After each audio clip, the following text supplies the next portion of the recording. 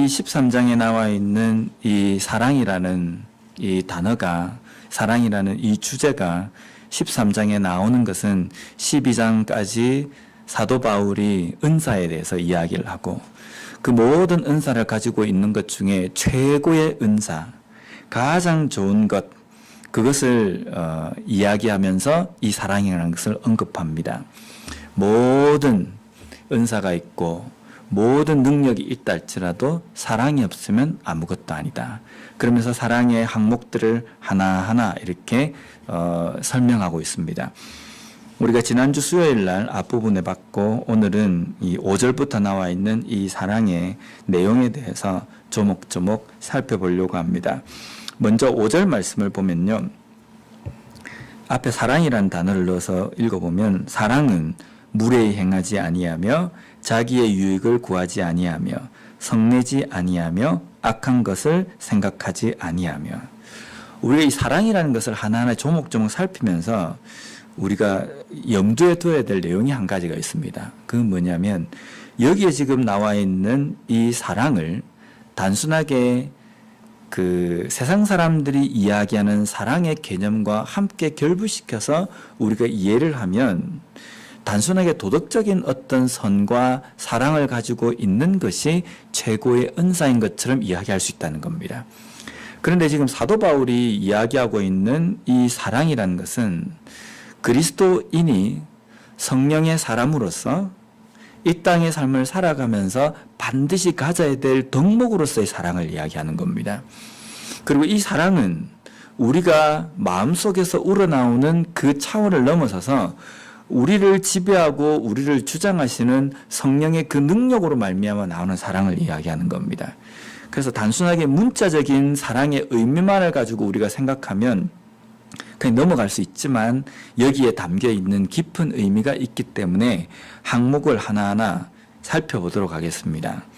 너무 이렇게 자세하게 살펴보면 길기 때문에, 또 이 수요일 저녁이지 않습니까? 그래서 짧게 이렇게 정의만을 가지고 우리가 한번 살펴보도록 하겠습니다. 먼저 첫 번째는 사랑은 무례히 행하지 않는다라고 이렇게 말씀합니다. 여기 보면 한글로 무례하다라고 번역된 이 단어가 헬라어로는 아스케모네이라는 뜻입니다. 이 단어의 원형이 아스케모네오입니다. 이거는요, 아라는 그 부정불변사가 붙어 있고 뒤에 있는 스케모네오라는 이 단어가 같이 붙어 있는 겁니다. 그러면 아라는 것은 부정적인 의미고, 그 다음에 스케마라는 이 뜻은 행실, 모양이라는 겁니다. 그러면 무례하다라는 이 뜻은 행실, 모양이 아니다라는 이 뜻이거든요. 이것을 합해져서 어떻게 이렇게 해석을 하냐면, 공정하지 않고 부당하게 사람을 대하는 것, 이건 바른 모습이 아니다라고 이야기하는 거거든요. 그래서 이것이 합쳐져서 헬라어로는 어떤 의미로 쓰이냐면, 사람을 대할 때 공정하게 행하지 않고, 공정하게 대하지 않고 부당하게 사람을 대하는 것을 이 단어로 사용한다는 겁니다. 우리가 공정하게 사람을 대하지 않는다라는 것을 여러 가지 예를 들 수 있습니다. 뭐 때로는 강한 사람 앞에서는 손을 비비면서 굽실굽실하고 약해지면서, 약한 사람 앞에서는 아주 강하게 막 함부로 대하기도 하고 하는 이런 것을 우리가 이야기할 수 있지 않습니까? 근데 이것은 세상 사람들에게도 해당이 되는 겁니다. 그죠? 세상 사람들도 이건 아니다, 강한 자에게 약하고 약한 자에게 강한 것은 바른 모습이 아니다 라고 이야기합니다. 그렇다고 한다면 성경에서 우리에게 말씀하시는 무례히 행하지 않는다라는 것은 어떤 것인가? 레위기 19장 15절 말씀에 보면 하나님께서 이스라엘 백성들에게 율법을 주실 때에 이 말씀을 주십니다. 너희는 재판할 때에 불의를 행하지 말며 가난한 자의 편을 들지 말며 세력 있는 자라고 두둔하지 말고 공의로 사람을 재판할지며. 가난한 사람의 재판이라고 해가지고 그 사람의 편을 드는 것도 하나님께서 원하시는 것이 아닙니다. 이 사람이 불쌍하구나, 그래서 그 사람이 잘못한 것이 있음에도 불구하고 그 사람 편을 드는 것은 하나님의 뜻이 아니라는 겁니다. 또 이 사람이 권력이 있고 아주 세력이 있는 사람이라고 해서 그 사람의 말을 또 두둔하는 건 역시도 아니라는 겁니다. 여기까지는 세상의 법에도 똑같이 적용이 되는 겁니다. 근데 그 다음이 중요한 겁니다. 두둔하지 말고 공의로 사람을 재판할지며. 그럼 기준이 뭐가 돼야 되는 겁니까? 하나님의 공의가 되어야 된다는 겁니다. 하나님의 공의, 하나님의 의가 기준이 되고 하나님의 말씀이 기준이 되어서 어떤 사람이든지 그 하나님의 말씀의 그 기준으로 대해야 된다라는 거거든요. 아무리 가난한 사람이라 할지라도 가난한 사람이라고 하나님 말씀을 게을리 해도 뭐 어드밴티지가 적용이 되는 것은 아닙니다. 부자인 사람이라고 하더라도 권력이 있는 사람이라고 하더라도 하나님께 하나님의 말씀을 지키는 것에 더 열심히 해야 되고 그런 의미 그런 것이 아닙니다. 모든 사람들은 하나님의 말씀을 반드시 지키고 하나님의 의 그 의를 쫓아서 사는 삶이 되어야 되지 않습니까? 그래서 무례히 행하지 않는다라는 것은 공평한 겁니다. 누구에게나 다 적용이 되는 겁니다. 하나님의 사랑은 잘난 사람이라고 사랑을 더 주시고 못난 사람이라고 사랑을 덜 주신 것도 아닙니다. 하나님의 사랑은 가난한 사람이라고 사랑을 더 주고 부자이고 권력 있는 사람이라고 해서 덜 사랑하시는 것도 아닙니다. 하나님의 사랑은 모든 사람들을 똑같이 사랑하셨습니다. 차별 없이. 죄가 많건 죄가 적건 잘난 사람이건 잘나지 않건 모든 사람들을 동등하게 대한 그 사랑이 바로 하나님의 사랑이라는 겁니다. 우리가 그 사랑을 행할 때에 무례히 행하지 않고 공평하게 모든 사람들을 대하는 그것이 우리의 삶의 사랑이 되어야 된다는 겁니다. 다음으로 사랑은 자기의 유익을 구하지 않는다라고 말씀합니다. 자기의 유익을 구하지 않는다. 이게 이기심이 없다는 이 뜻이거든요. 우리가 어떤 때 이기심이 나옵니까? 아주 보통 때는 잘 나오지 않는데 아주 중요한 이익이 눈앞에 딱 봤을 때에는 내가 이 이익을 취득하기 위해서 이 이익을 내가 얻기 위해서 어떤 데 더 많이 그 마음이 쏠리느냐 이게 중요하거든요. 이익이 있는데 이걸 내가 내 걸로 이렇게 하기 위해서는 나를 생각할 것인가 아니면 타인을 생각할 것인가 이 생각이 됩니다. 근데 그 상황에서 나를 먼저 생각하는 것 이것이 이기심입니다. 그래서 그 이익을 얻기 위해서 다른 사람들의 생각은 닫아버리고 내가 이익을 얻는 데에만 집중하는 겁니다. 그런데 우리가 하나님 앞에 고백할 때에 나는 먹든지 마시든지 무엇을 하든지 다 주를 위해서 하나님의 영광을 위해서 합니다 라고 이렇게 이야기하지 않습니까? 그렇다고 한다면 우리가 내 이익이 되는 그 순간에도 무엇을 생각하면서 그것을 판단해야 됩니까? 하나님의 영광입니다. 내가 이거 내가 잡아가지고 내 걸로 딱 취하면 나에게 큰 이득이 오는 겁니다. 근데 그 이득이 오는 가운데에서도 내가 내 이익을 취한다고 해서 죄는 아니지 않습니까? 우리도 우리 이익을 챙겨야 되거든요. 근데 그 순간에 내가 내 자신만을 보게 되면 그것은 어쩌면 내 유익을 구하는 겁니다. 근데 내가 이것을 선택하는 것이 정말 하나님의 영광을 위한 것인가? 라는 것을 먼저 생각해야 되는 겁니다. 그러면 하나님의 영광을 드러내기 위해서는 어떻게 해야 될 것인가? 내가 조금 손해본다 할지라도 타인을 배려하고 타인을 위해서 그것을 양보하는 것. 그런 모습이 되어야 되지 않습니까? 그래서 사도 바울이 고린도전서 10장 29절에는 이렇게 이야기합니다. 내가 말한 양심은 너희의 것이 아니요 남의 것이니 어찌하여 내 자유가 남의 양심으로 말미암아 판단을 받으리요. 내가 내 자유가 있고 내 이익을 챙길 나의 권리가 있는데 내가 다른 사람들의 눈치를 봐야 되나? 내 자유인데 이걸 다른 사람에게 내가 왜 양보를 해야 되느냐? 사람들은 그렇게 이야기합니다. 이게 나쁜 짓이 아닌데. 그런데 그리스도인에겐 이유가 있습니다. 내 양심마저도 나를 위해서 사용하지 않고 타인을 위해서 사용하는 겁니다. 왜냐하면 내 양심의 그 자유 때문에 다른 사람이 상처를 받거나 시험에 들지 않는 것이 우리 그리스도인의 기준이 되기 때문에 행동의 기준이 되기 때문에 내 양심마저 다른 사람들을 위해서 양보하고 하나님의 영광을 위해서 사용한다고 한다면 어떤 이익 앞에서든지 우리는 하나님의 영광만을 생각해야 된다는 겁니다. 이것은 다른 사람의 눈치를 보는 것이 아니라 내가 어떤 이익이 있을 때에 어디에 기준을 두고 있느냐, 내 유익의 기준을 두지 않고 하나님의 영광을 위해서 다른 사람들을 먼저 섬기고 배려하는 것에 두는 것이 사랑이다라는 겁니다. 그러니까 고린도 전서에서 사도 바울이 이렇게까지 모든 것, 내 양심마저도 타인을 위해서 타인의 것이다 라고 고백하는 이유에 대해서 고린도전서 9장 9절에 사도 바울은 이렇게 고백합니다. 내가 모든 사람에게서 자유로우나 스스로 모든 사람에게 종이 된 것은 더 많은 사람을 얻고자 함이라. 더 많은 사람을 얻는다라는 이것이 하나님의 영광, 하나님의 뜻이라는 겁니다.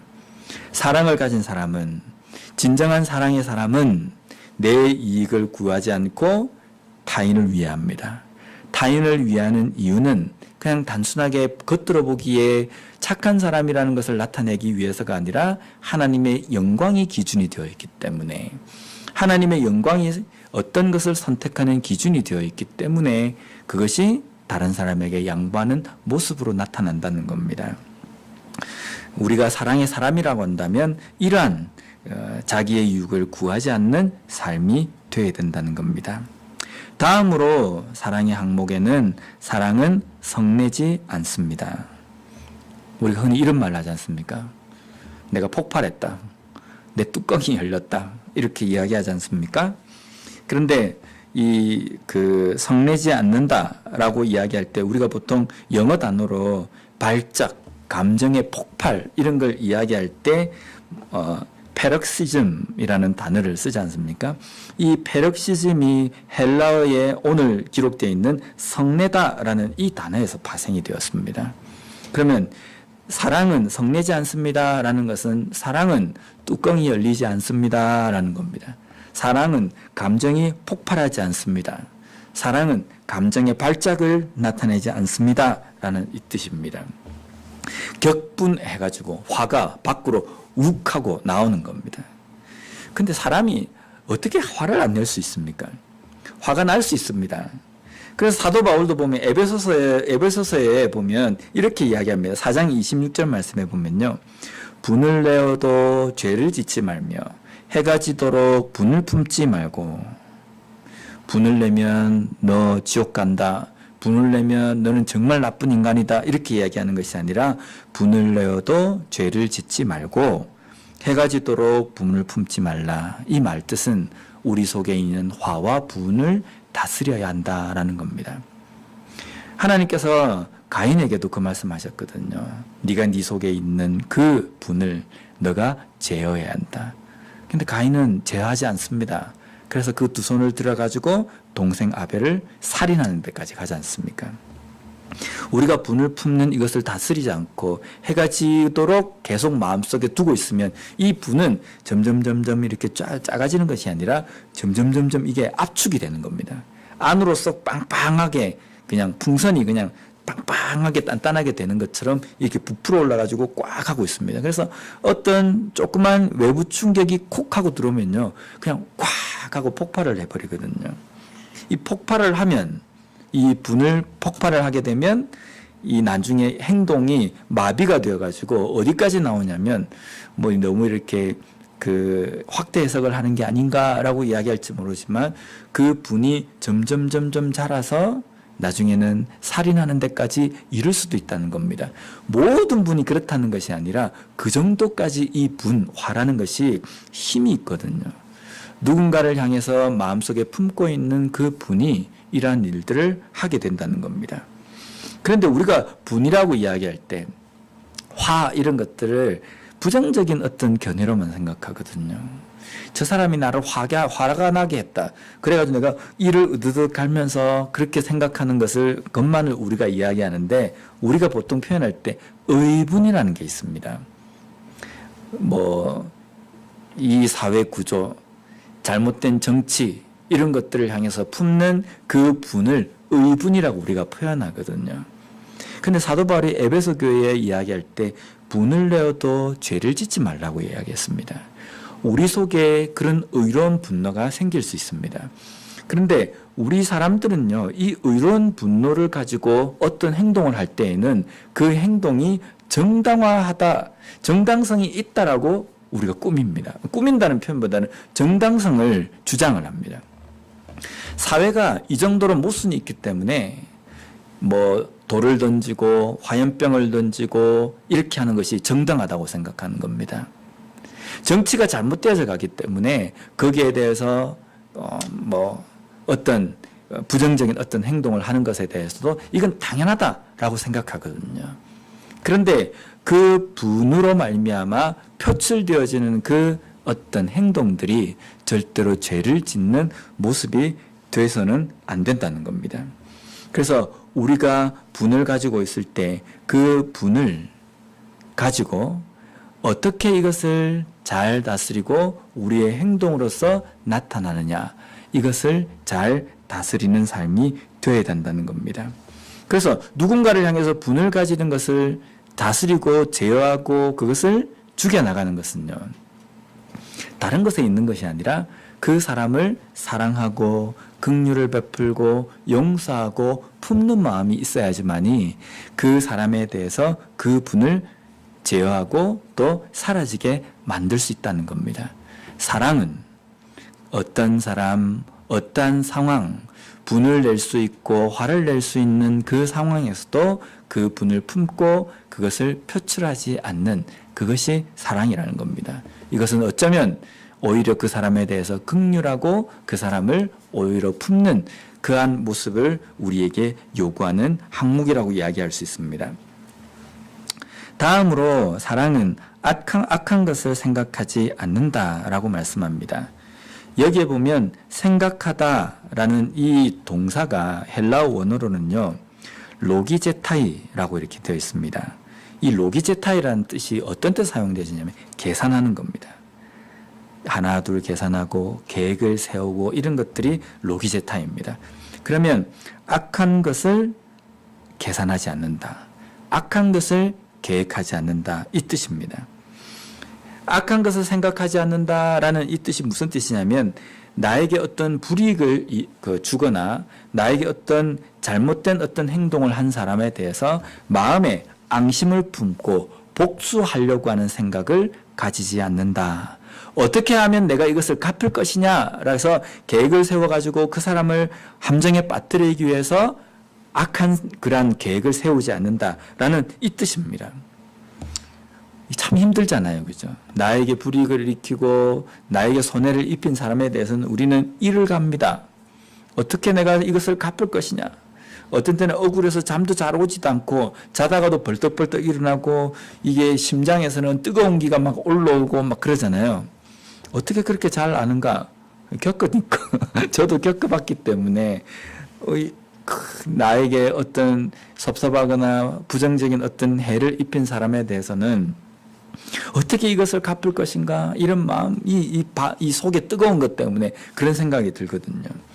근데 사랑은 그렇게 악한 계산을 하지 않는다. 복수하려고 하지 않는다라는 겁니다. 그런데 생각하지 않는다, 계산하지 않는다는 이 로기제타이라는 이 단어가 어디 또 쓰이냐면요. 이게 원형이 로기조마이라는 단어인데요. 이 단어가 어디에 사용되지냐면 우리의 죄의 책임을 우리에게 돌리지 않는 하나님의 용서를 이야기할 때 이 단어를 씁니다.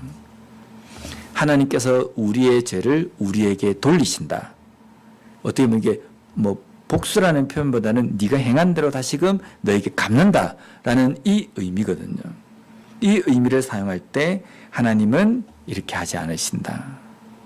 하나님께서 우리를 용서하시는 것은 네가 이 죄를 지었기 때문에 너는 당연히 이 대가를 받아야 된다. 그것이 아니라 그 죄에 대해서 그 죄에 대한 책임을 우리에게 돌리지 않으신다라고 이렇게 이야기한다는 겁니다. 그것이 하나님의 용서와 사랑이라는 겁니다. 예수님께서 십자가를 지시기 위해서 이 골고다의 그 길을 걸어가실 때에 주변에 많은 사람들이 막 나왔지 않습니까? 그 사람들이 좋은 말 했겠습니까? 물론 그 중에는 너무 섭섭하고 안타깝고 슬픈 마음으로 예수님을 지켜본 사람도 있었지만 대다수의 많은 사람들은 돌을 던지기도 하고 침을 뱉기도 하고 욕을 하기도 하고 비웃기도 하고 조롱하기도 하고 그렇게 했습니다. 그 주변에 나와 있는 그 모든 사람들, 심지어는 예수님께서 십자가에 못 박히시는 그 밑에서도 병정들은, 로마 군인들은 예수님에게 저주하고 침을 뱉고 그 예수님의 옷을 제비뽑기해서 나누기도 하고 아주 그런 모습을 보입니다. 그런데 그러한 행동에 대해서 예수님의 사랑은 어떤 겁니까? 너희들이 행한 대로 너희들이 반드시 심판을 받을 것이다. 이것이 아니라 오히려 그들을 위해서 기도하지 않습니까? 하나님, 저들의 죄를 용서해 주십시오. 저들이 하는 짓을 모릅니다. 이게 바로 사랑입니다. 우리가 악한 것을 생각하지 않는다, 악한 것으로 다시 되갚으려고 생각하지 않는다라는 것은 예수님께서 우리에게 보여주신 그 용서와 사랑으로서 다른 사람을 대해야 된다는 겁니다. 우리 인간의 그냥 생각대로 나아가면 나에게 부정적인 잘못된 것으로 대하는 사람에게는 반드시 갚으려고 하는 그 생각마저도 사라지고 그것을 끊는 것이 사랑의 모습이라는 겁니다. 다음으로 사랑은 불의를 기뻐하지 않고 오히려 진리 안에서 기뻐한다라고 말씀합니다. 불의가 뭡니까? 불의는 하나님의 의가 아닌 것. 그렇지 않습니까? 왜냐하면 의는 곧 하나님이시기 때문에. 하나님의 뜻, 하나님의 의가 아닌 것은 불의라고 이야기하는 겁니다.